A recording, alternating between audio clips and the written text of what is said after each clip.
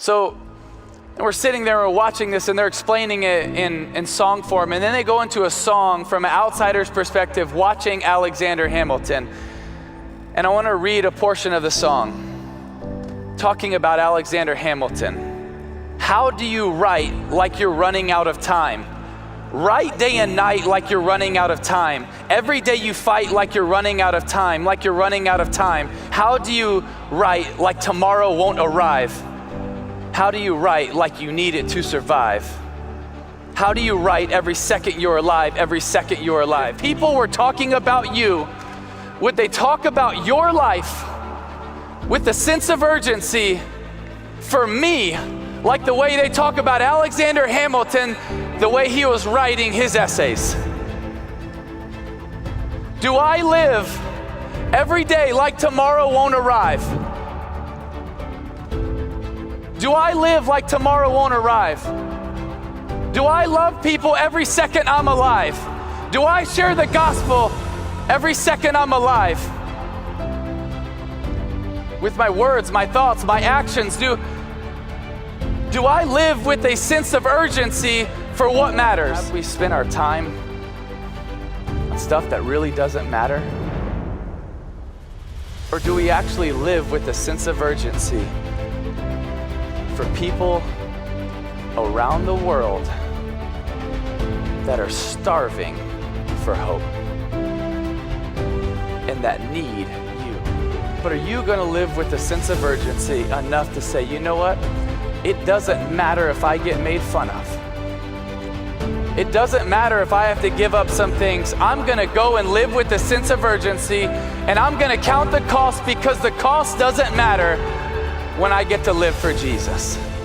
When I was at the University of Florida, for every home game, we would get in the bus at our hotel and we would drive right by the stadium, and we would stop at what's called the Gator Walk. And every game I played there was probably 20 to 40,000 fans at this Gator Walk ready to greet us. One of the first voices that instantly hit me was pride and arrogance, because I would look out and I would see thousands of jerseys with my number on it. I would look out and I would see Bible verses that they were wearing because I wore them. And so for a second you thought, dang, I'm something. They're here for me. This is pretty cool. I must be somebody. That voice hits your head. But then another voice creeps in and it says, Timmy, but if they really knew you, they wouldn't like you. But if they really knew the thoughts that you had and the actions that you've had, you wouldn't be a role model anymore. They wouldn't like you. And then there was the next voice that would say, Timmy, by the way, most people in the country are going to watch you the next 3 hours. And just so you know, you're not enough. You're not enough.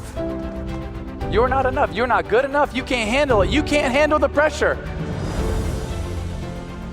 And so I would put back on these headphones and listen to the voice of truth. And it goes like this. The voice of truth tells me a different story. The voice of truth says, do not be afraid.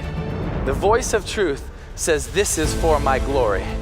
Out of all the voices calling out to me, I will choose to listen and believe the voice of truth. When someone else is going to go live out the Great Commission, it's not really on me, it's someone else, you know? Someone else is going to be that missionary in Africa and Asia and India. Someone else is going to go do that. That's not really on me. No, guess what?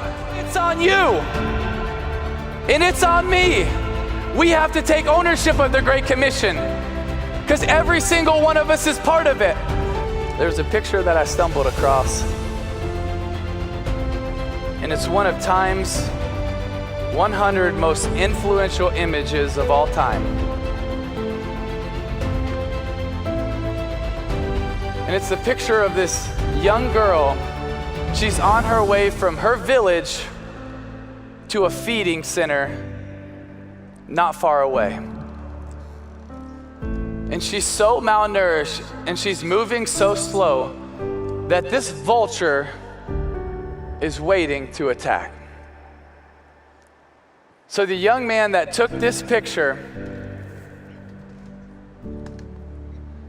I think there was probably something in his heart that he wanted to do good. He wasn't sure. So he captured this picture and he just waited, and then the vulture got closer. So he kind of shooed the vulture off, and then he walked away, and the vulture would come right back.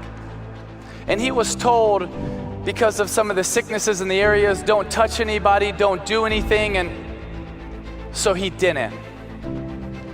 He didn't. He did nothing. Because apparently the cost was too much. So he left. He went back. The New York Times published this photo in 1993. In 94, he won the Pulitzer Prize for this photo. 4 months after this, he chose to end his life.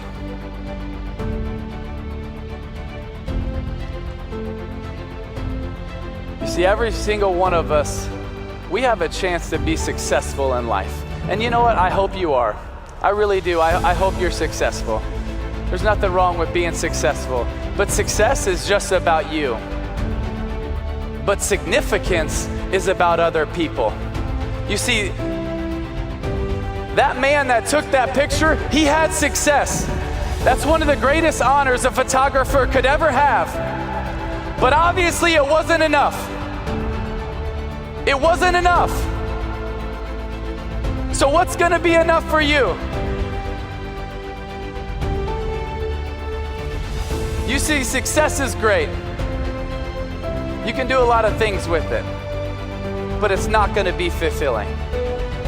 But when you have a life of significance that's focused on other people, that's focused on the Great Commission, that is focused on bringing the love of Jesus to hurting people around the world, you have a life of significance, and that will be fulfilling. That will be life-changing. It will be life-giving. There's a world that needs you. There's a family that needs you. There are people that need you.